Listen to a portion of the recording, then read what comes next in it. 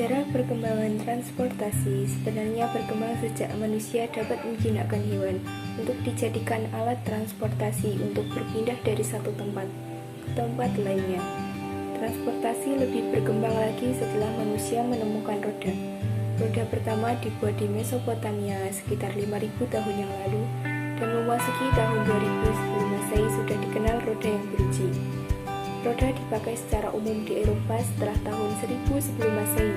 Selanjutnya pada abad ke-16, bangsa Spanyol memperkenalkan roda ke Amerika. Roda yang beruji kawat dan menggunakan karet diciptakan pada tahun 1869. Pada abad ke-19 terjadi revolusi industri. Pada masa itu, perkembangan roda ditunjang dengan penemuan mesin uap oleh James Watt.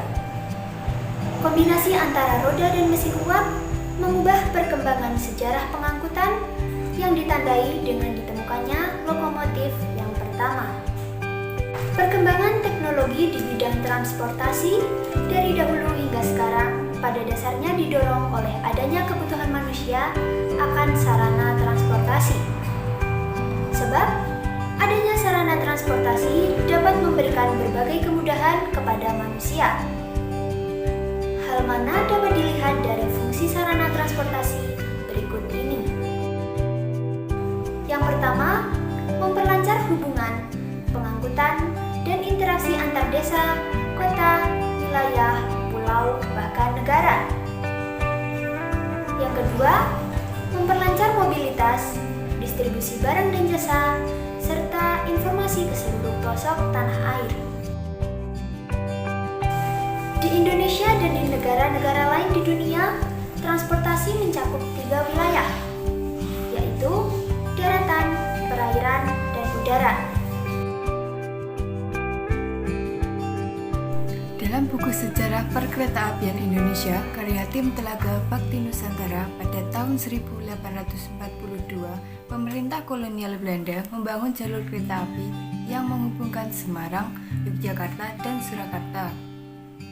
Pembangunan jalur kereta api tersebut dilakukan oleh perusahaan kereta api swasta Nederland Indische Spoorweg Maatschappij. Pada awalnya, pembangunan jalur kereta api di Indonesia bertujuan untuk meningkatkan efektivitas dan efisiensi pengiriman hasil pertanian dari pedalaman menuju ke pelabuhan. Pada perkembangan berikutnya, perusahaan kereta api Belanda menggunakan kereta api sebagai alat transportasi massal masyarakat di bumi Indonesia.